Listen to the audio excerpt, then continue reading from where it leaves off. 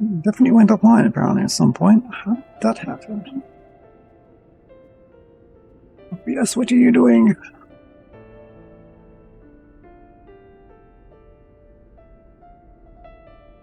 No, I didn't open that.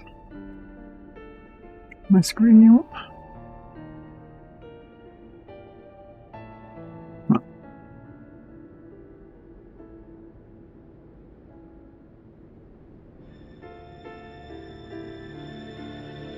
It's going again now. That's weird.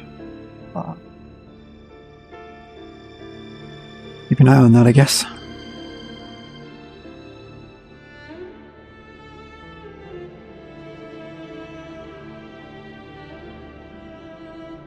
Does it feel good?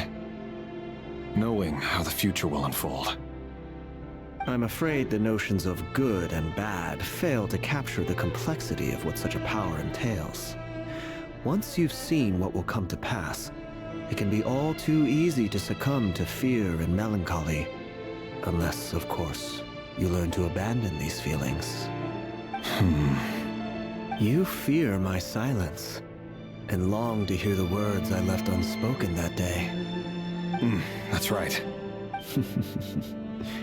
You must have noticed my reluctance to broach the subject. And the reason is simple. Because the truth could never have lived up to your hopes. For both our sakes, such words are better left unsaid. The burden of prophecy was never meant for your shoulders. So who exactly do you deem worthy to hear your prophecies? None but our exalted king? Or rather, our king as he once was. You're closer to his majesty than I am. You must know better than anyone how much he's changed.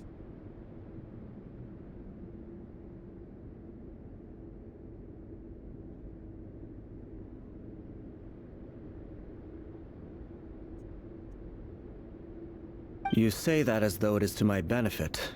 Yet precisely because of that, I dare not speak rashly. A king can turn out to be the most virtuous of rulers, or a tyrant more terrible than the most vicious of dragons. You are so wise and far-sighted, yet still you would have me live in fear of the unknown? You make a fair point. Especially given my silence alone was all it took to send you spiraling downwards. Very well then. Let me offer you some advice.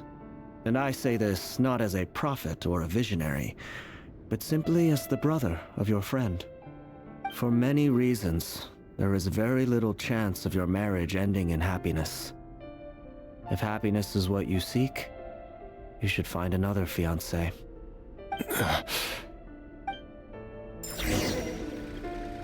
Hold on. There's that same black fog again. Could this memory belong to Thelindis? Guess I better tread carefully.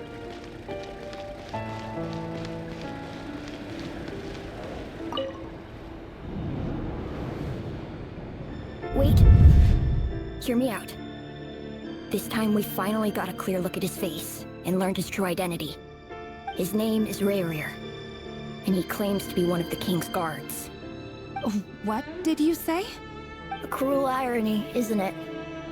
The man you're set to marry leads a double life as a brutal executioner. Why are you telling me all of this now? Simple. It's because I want you to kill him. You are the only person he would never suspect. No, absolutely not.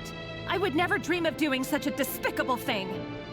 So you'll just stand by and watch him slaughter us to the last?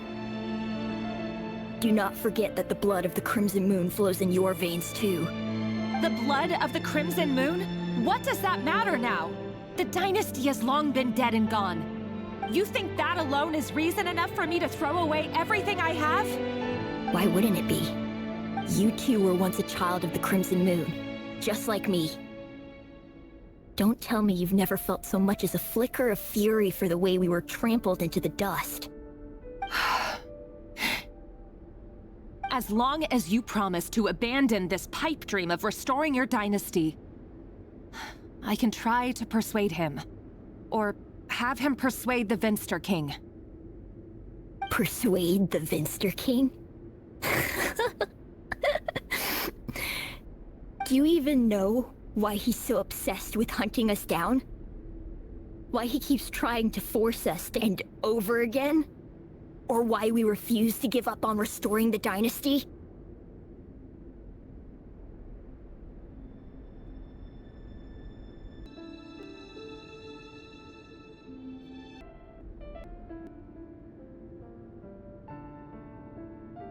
Okay.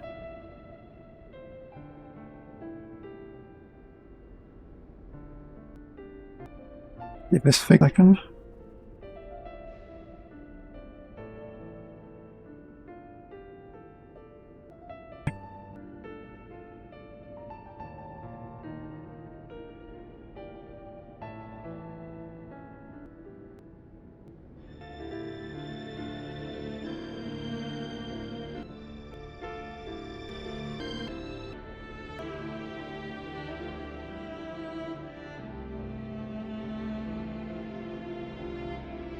You drop it quick.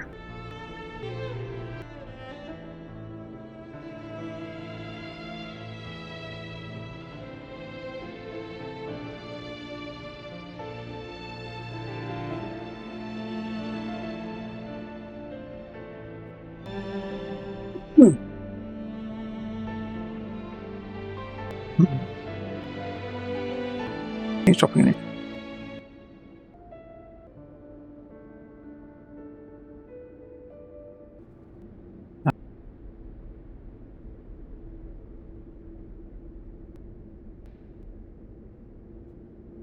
Here goes again. Just gonna pause it here for us. I'll be right back. Getting annoying.